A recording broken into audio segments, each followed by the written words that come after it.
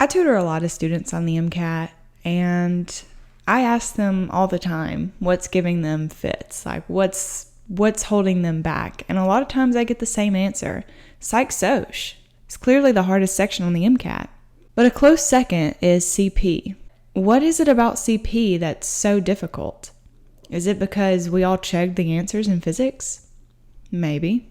But I really think it's because there's so much physics and chemistry out there that really undergrads don't look at or don't even touch in their studies, including myself. So how do people that want to do well on the MCAT approach the CP section when their CP knowledge is maybe a little bit lacking? As a resident person whose CP knowledge is pretty low, but who still scored well on the section, I'm going to show you how. Let's get it.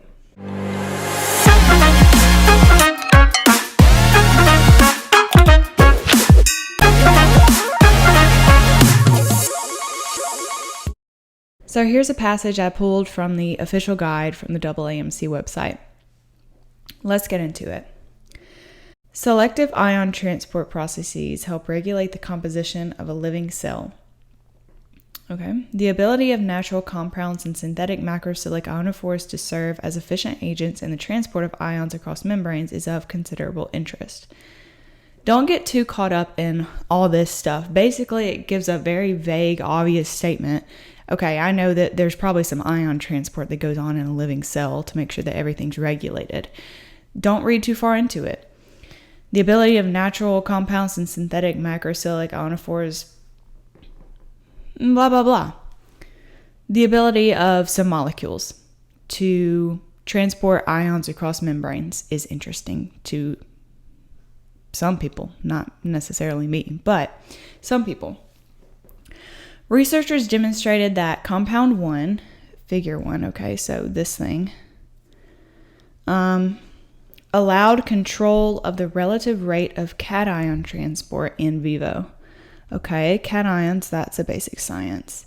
In vitro, that means outside of our bodies, right? Yeah, in vitro fertilization outside of our bodies. Okay. So this thing helps control cation transport. The central portion of this molecule, known as a crown ether, selectively binds to cations based on their ionic radii. Ionic radii is a basic science. Ether, basic science.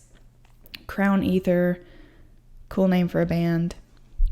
Okay, always, on my figure interpretation, I'm going to look at this. Okay, it's a chemical molecule. I'm guessing this is the crown ether, like this thing right here, because it's just a bunch of ethers and it kind of looks like a crown. Let's read the figure caption. It says structure of a synthetic macrocyclic ion transport agent featuring the 18 crown 6 backbone. Okay. Note that X, which is right here, I noticed, is a carboxylic acid group, and then Y is this long chain that has a bunch of different stuff in it. Okay. I'll keep that in my mind. Compound 1, remember, talking about this, mimicked competitive calcium/potassium transport coupled to proton antiport, basic science, in a pH gradient, basic science, as shown schematically in figure 2. Okay, so figure 2 is going to tell us about this competitive antiport transport. Compound 1 was dissolved in an organic liquid layer serving as a membrane that separated the aqueous in and out solutions. With only one binding site, it extracted and transported either monovalent or divalent cations from the in phase to the out phase, one at a time. Okay, so monovalent and divalent cations, those are basic sciences, sort of. All right. So it sounds like this, me just getting it straight in my head. It sounds like this compound right here is kind of like dissolved in this liquid layer that serves as a membrane, and there's aqueous solutions on either side, and one at a time it'll pull a a cation, and at the same time on the other side it's going to pull a proton, and it's going to just kind of switch them. That's an antiport. Okay. Schematic representation of competitive metal ion transport coupled to proton antiport and a pH gradient. Blah, blah, blah, blah, blah. We see, we're told that the cations go from the in phase to the out phase. And we can see that in the schematic. Look, you see your mono and divalent cations. They're going this way with the arrows. And eventually they get, looks like they get kind of shuttled around this circle. I don't really know. And then they come out on this side. And you can see that the protons kind of do the opposite journey.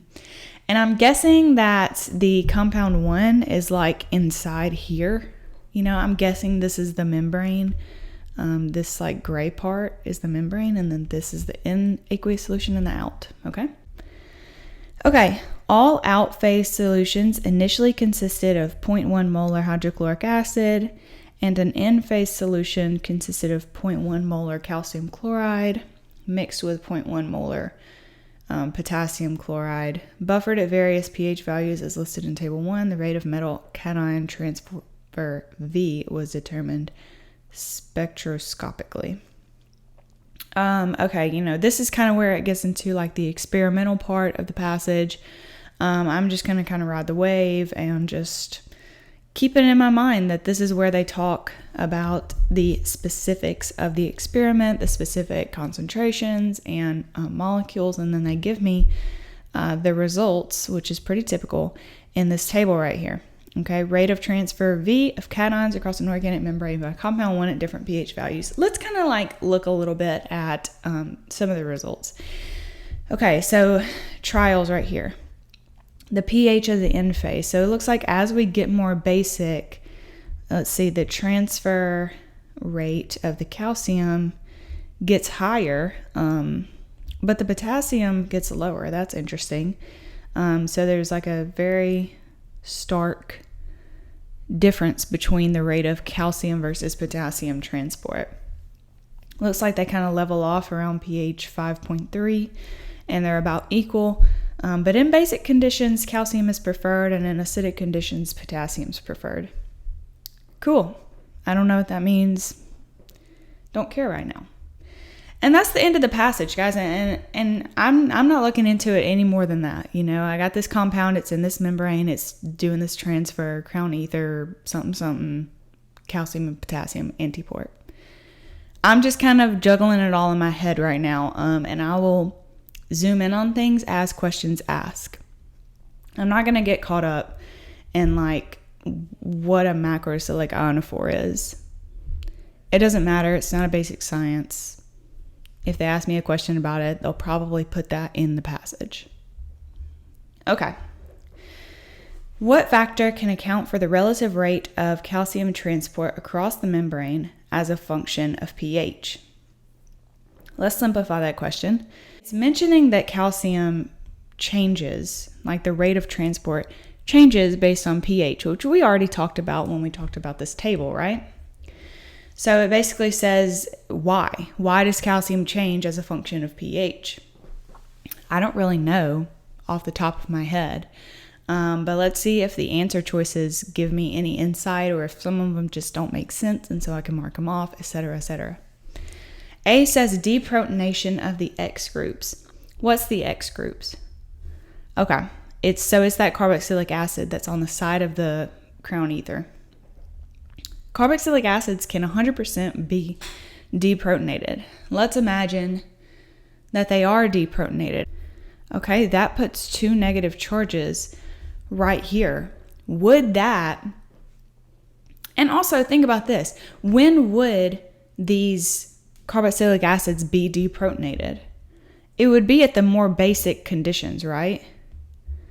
Like if we're at a pH of 2, everything in the molecule is probably going to be protonated. But if we're at a pH of 8.6, those carboxylic acids are probably going to be deprotonated. And so what does that mean? Should I see a higher amount of calcium binding to this molecule when I have 2 negative charges over here on the side? It makes a little bit of sense. I know y'all know it makes a little bit of sense because look, This means that my whole molecule has a 2 minus charge and calcium has a 2 positive charge. So my molecule would probably be benefiting from being neutral, or there would probably be an attraction of a divalent cation from those 2 negative charges. So I can see it a little bit. I'm going to put a maybe. Maybe.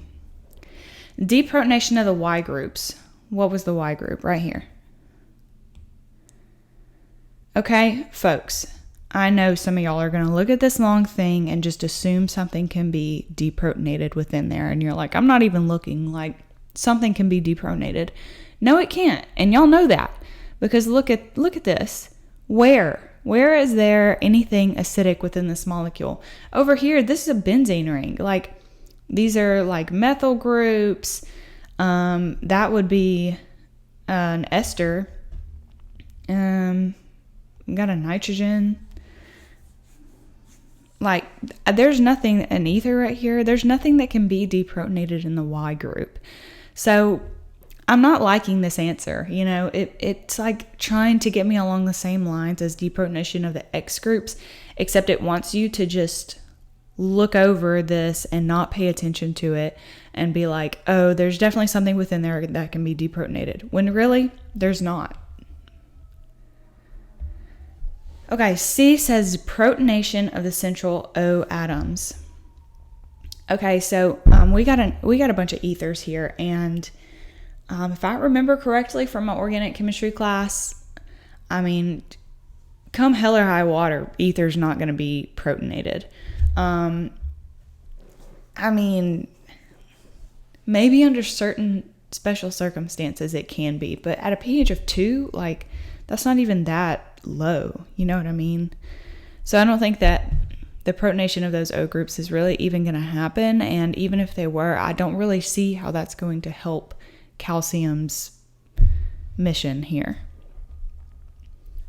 So I like A better. A makes more sense. D, change in ring size of the macrocyle. Okay, so that just means that this ring is either going to get smaller or bigger. I don't really know. It doesn't give a qualifier. But let's think.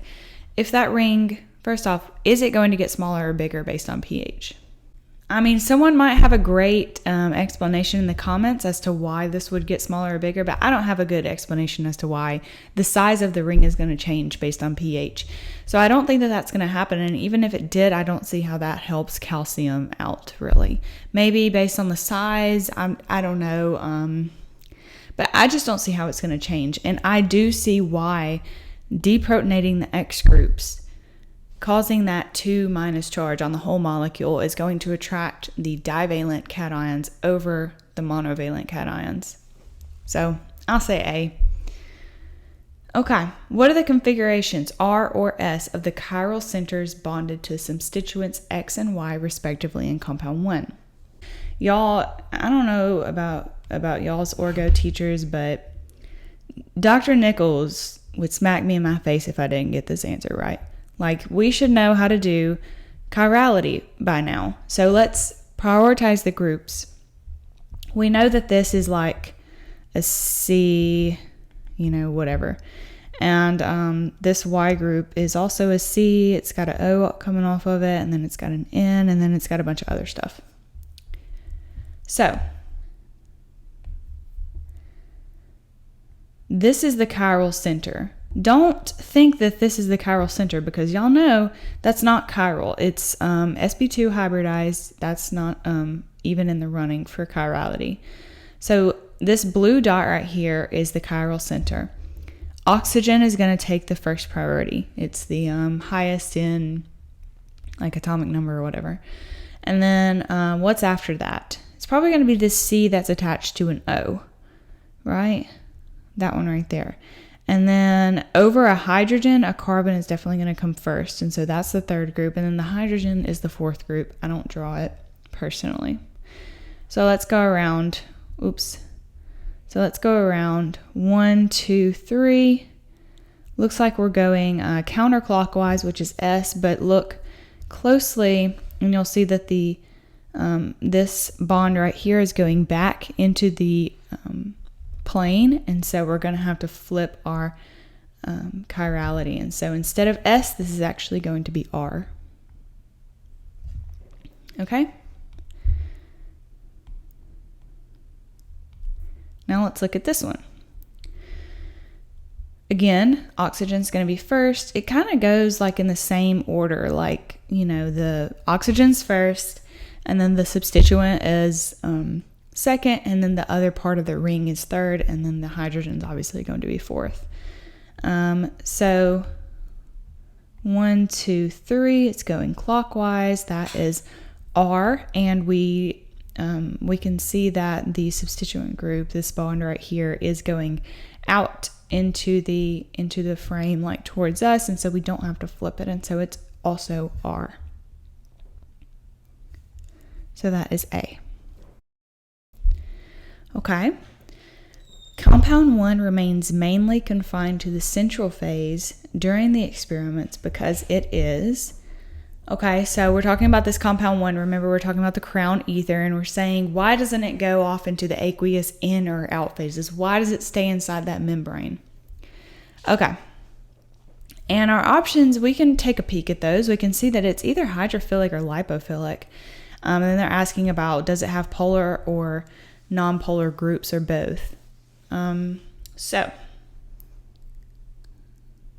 remember, this is our schematic, but you don't even really have to think about the schematic too much. You just have to know that the in and out phases are aqueous, and so if it's staying out from the aqueous, if it's staying within that membrane and not venturing out to the aqueous sides, it's probably lipophilic. Now we're at lipophilic with only nonpolar groups, or lipophilic with polar and nonpolar groups. Let's go back and look at the molecule. So ethers are nonpolar. So we definitely got nonpolar groups, right? And let's look at these. I think that this Y group is mostly non-polar. I mean, it's got an ester in there, which I think is sort of on the verge of becoming polar, but overall, not really polar. But this carboxylic acid group is super polar, right? Very much hydrophilic. So the entire molecule itself is going to be lipophilic, and that explains why it stays within the membrane instead of the aqueous solutions, but it's going to have both nonpolar and polar groups. All right. What modification of compound 1 will favor transport of sodium relative to potassium? Okay, so we're changing compound 1 in some way, and we want it to favor sodium over potassium. Sodium was not in the experiment, but this is basically a question that's asking you what's the difference between sodium and potassium. They're got the same charge on them. They're in the same group on the periodic table. So what really is the difference? I mean, sodium's smaller. And in saying this, I automatically think of that part in the passage that was talking about ionic radii. And I wondered when I was going through the passage, like, why does it say that? Like, this passage has nothing to do with that. It seems like foreshadowing to me. So we know that this crown ether selectively binds to cation based on their ionic radii. So it's probably going to want something that fits nicely in the middle of this crown ether is basically what that's saying, I think. So what would favor sodium over potassium transport? Would it be replacing the X with a methyl group? I think that would probably change the entire ion transport in some way, shape, or form, but not necessarily favoring sodium over potassium. And then the same with the Y group. I don't think that the Y group probably has anything to do with the transport. I could be wrong, but C says increase the ring size by adding one ether group. Since potassium's bigger, I would think that potassium would fit better in a larger ring, and so I don't think we want to increase the ring size.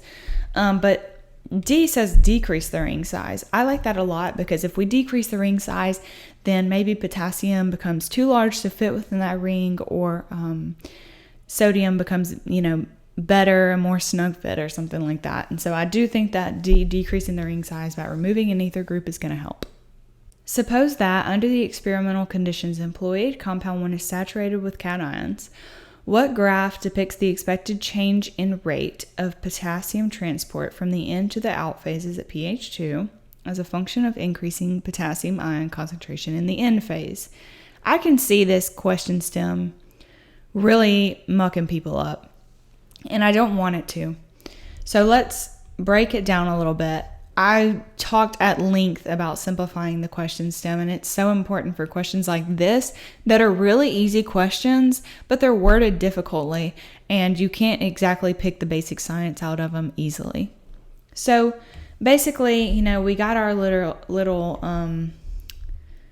crown ether.